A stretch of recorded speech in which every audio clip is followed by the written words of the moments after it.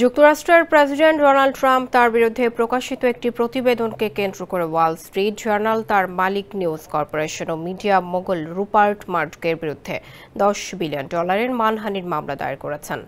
এই মামলাটি দক্ষিণ ফ্লোরিডার ফেডারেল আদালতে দায়ের করা হয়েছে। ট্রাম্প দাবি করেছেন ওয়াল স্ট্রিট জার্নাল জেফ্রি অ্যাপস্টেইনের সঙ্গে বন্ধুত্ব নিয়ে বানোয়াট ও অপমানজনক প্রতিবেদন প্রকাশ করে তার রাজনৈতিক ভাবমূর্তি ও আর্থিক ক্ষতি করেছে।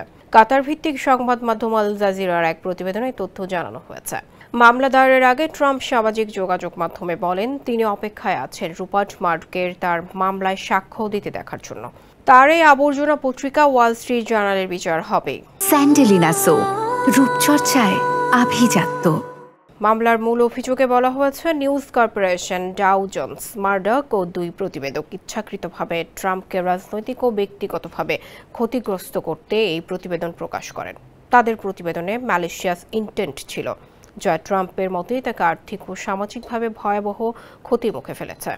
এর আগে ওয়াল স্ট্রিট জার্নালের এক প্রতিবেদনে বলা হয় বিলাসবহুল জীবনের কুখ্যাত যৌন অপরাধী জেফ্রি অ্যাপস্টিনকে একসময় বন্ধু বলে উল্লেখ করেছিলেন ট্রাম্প।